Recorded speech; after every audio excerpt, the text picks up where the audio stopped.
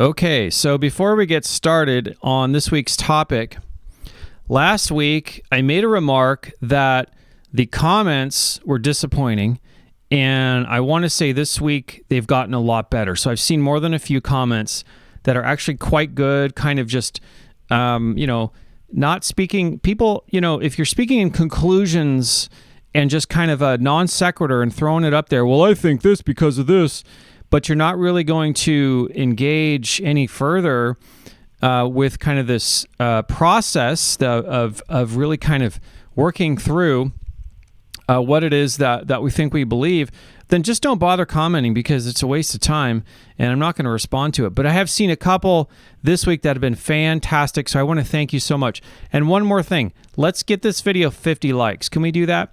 That would be awesome. I know we can do it. I know it's possible, so please, let's do 50 likes on this video. Okay, so this week I'm going to talk about religion as the business of spirituality. But I'm going to talk about spirituality and how it maps to the strongest instinct in human beings. And that strongest instinct, of course, is survival. Now, first of all, let's talk about survival for a moment. Survival if you look at it kind of across a spectrum, survival has to do with, of course, the human animal or any animal that is going to continue living, right? Need some basic things. We need food, shelter, clothing. We also, moving up the ladder, we need connection, right? We need a partner, of course. We need sex. We need community, okay? We need a sense of belonging. We need a sense of belonging, both an identity in a group, okay? But we also need a sense of belonging in the world, in the wider world. Like, what is this all about? So in the Kabbalistic sense, there's this idea that once, especially with human beings, once we have enough in one area, we're invariably left for wanting more, right? And so we're always wanting more. But that wanting more isn't what we can get for ourselves necessarily, but what can we give? What more can we give to others? And how can we connect? And once we connect with the divine, once we connect with the world at large and feel that we are part of this, whatever this is, whatever this experience or whatever this process is, right? It invariably brings us into a sense that, well, we want to give what's been given to us. All of the things that nature provides, that we're completely, we're integrally linked to that sort of process, right? And we're part of that process. So we just want to feel like we are connected to it. Well, that's part of the survival instinct, okay? So survival is an interesting sort of, if it's the most compelling and strongest instinct in the human being and really in all animals, then if you were to look around, so go back to ancient times when there weren't really consolidated religions per se, before Christianity, and what you would see invariably are regional groups of different spiritual traditions, or we could even call them religions. There's a lot of people around the world, religious groups or cultures that there is no difference between their spiritual practices or their way of connecting to the wider world and connecting to each other, right? That's all part and parcel of the survival process, but that's part and parcel of culture, okay? Well, invariably, okay, before you had this consolidation and franchising and basically, this Walmart of spirituality that you would call Christianity or even Islam, and I don't, if people get upset about that, I don't really care.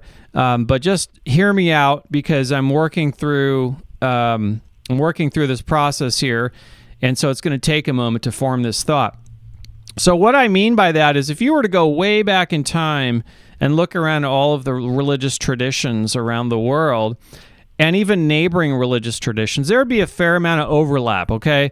The sun is something we all recognize as being beneficial and integral to our survival. People notice the phases of the moon. That seems important. That has a lot to do with femininity, the stars, different plants, animals, the earth. You get the idea, right? So there's venerating of different aspects of reality, the sun. There's pagan traditions that are into plants and trees and all kinds of stuff, okay? Now, this isn't really worshiping in the sense of, well, that's God there. That's, this tree here is God or whatever. I guess some people would think that if they wanted to, but whatever. But my point is we're venerating that which is integral to our survival. And the strongest instinct in the human animal or any animal is survival. So survival's on this, this broad spectrum. Okay, well, invariably in ancient times, some opportunists came along and were looking around going, look at all these people with their different, traditions, their different spiritual traditions. And invariably many people thought, if we could just build one big temple somewhere and kind of consolidate this, we could get them to come to our temple, and then we could say all those other temples or all those other traditions are all a bunch of crap. They're just pagan. They're satanic. We got the real God here. You know how much money we could make doing that? You know how successful we could be if we just sort of consolidate all of this. And so, the Holy Roman Empire, the Catholic Church, that was the goal right from the beginning. Catholic means universal.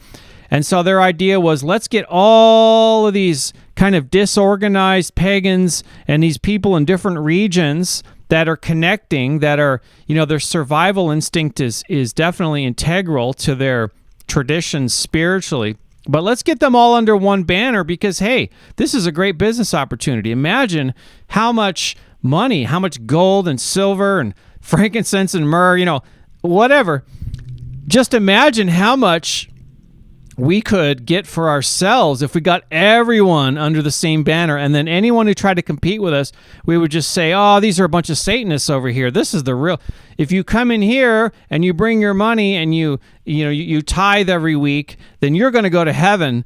But if you're out there, doing your own thing, you're going to go to hell, basically, So, if you think about it, that sounds like a fantastic business opportunity. Well, now, businesses are generally, the most enduring businesses, okay, are going to be, they're going to be aware of this of the strongest instinct of the human being, which is survival, okay?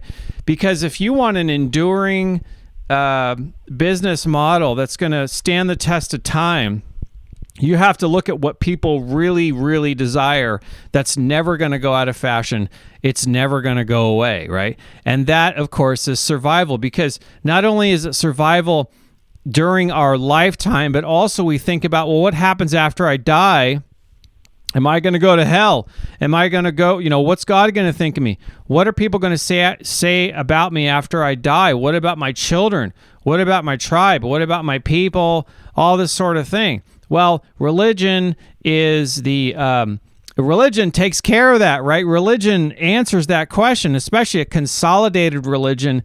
See, they add the extra sort of thing of introducing this idea that if you support the religion, okay, then you're going to get a reward after you die. You're definitely, for sure, because you paid us so much money over the years, you're definitely gonna, you're gonna make it. You're gonna get a reward, and your kids, after they die, they're gonna see you. It's gonna be amazing. You're gonna, right?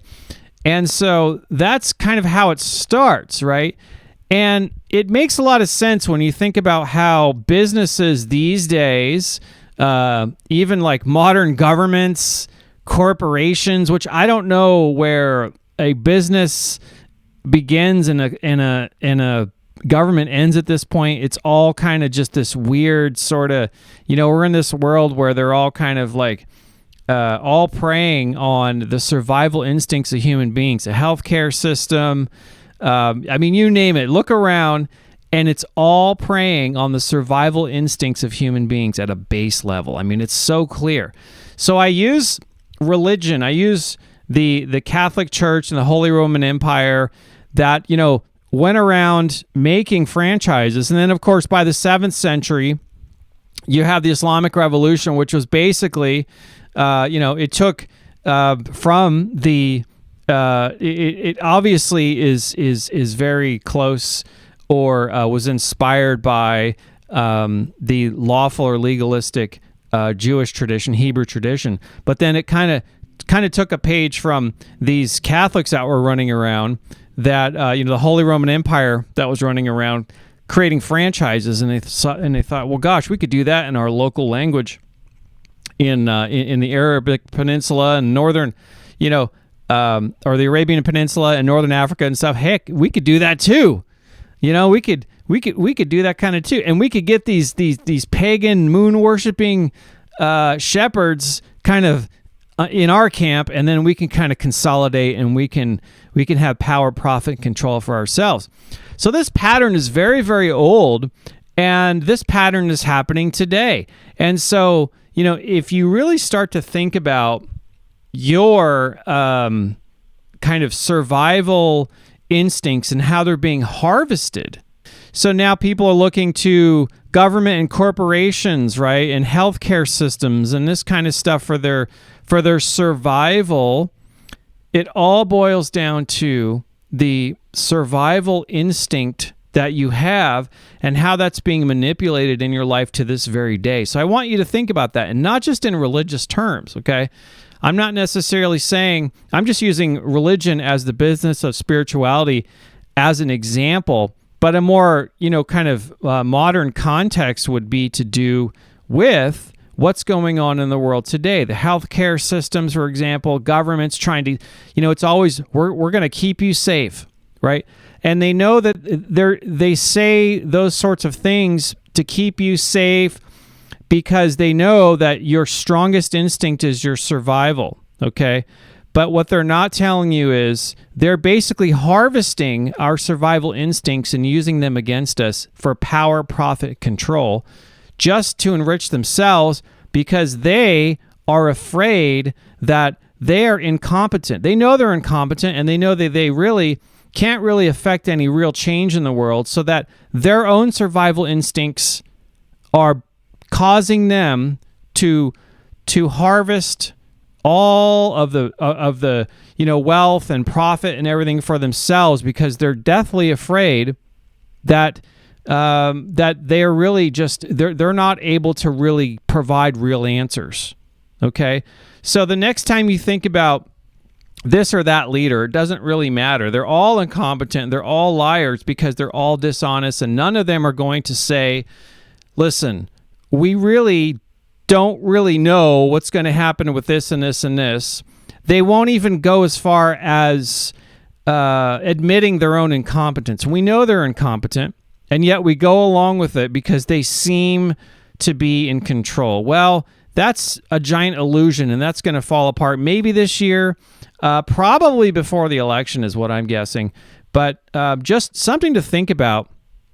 And another, and I'll just leave you on I want to leave you with a good message here, is that, your survival, okay, really depends on the connection with yourself, how you treat other people, and the people that you surround yourself with.